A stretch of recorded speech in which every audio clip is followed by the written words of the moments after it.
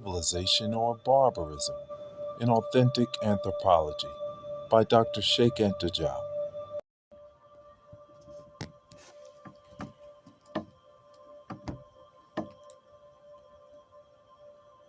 To the king of Egypt, my lord, the inhabitants of Tunna, your servant nation, at the feet of my lord, I bow down. This is a letter from the city of Ergata to our lord the king. Ergata and her elders bow down 7 times at the feet of our lord the king. To our lord the sun. The formulas were still more humble when the vassals spoke for themselves instead of writing in the name of their cities. The vassal of Byblos, for instance, wrote to my lord the king, the son of the countries, Rib Adi, your servant, your footstool, at the feet of the son of my lord. 7 times I bow down. The king of the Amorites writes, I am the dust of your feet.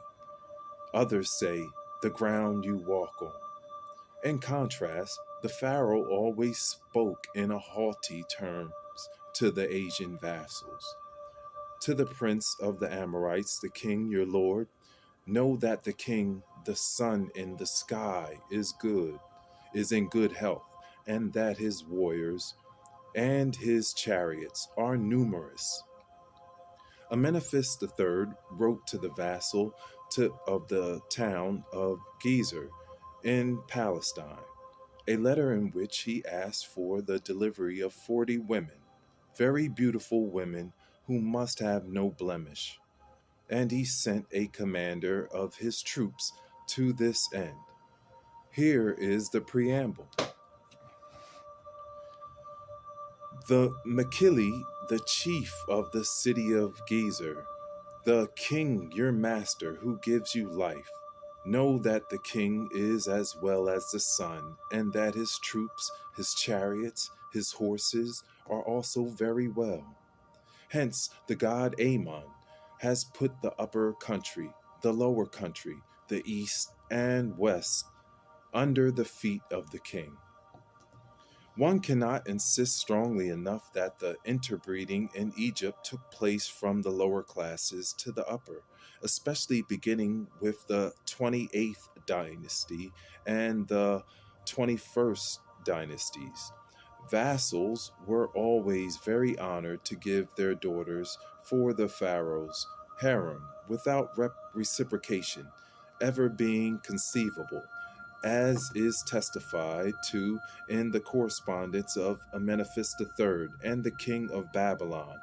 No queen of Egyptian stock ever married an outsider, not even during the time of Solomon, despite the famous verse of the Songs of Songs, in which the Egyptian woman says, I am black, but I am comely.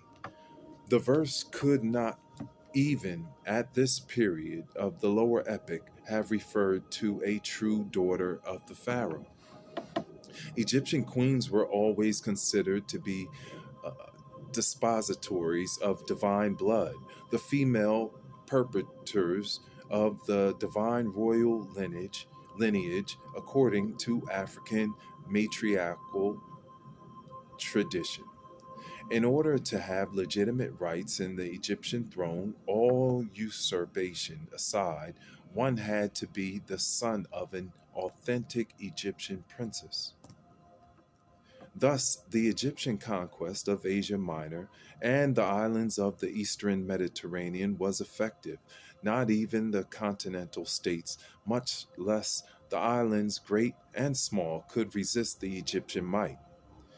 If one were to believe that Egyptians, Crete, and the Cyclades paid tribute to Pharaoh, we know that Thutmose III offered a golden cup of general Thuti for having filled his coffers with gold, silver, and lapis lazuli, paid as tribute by the Aegean islands.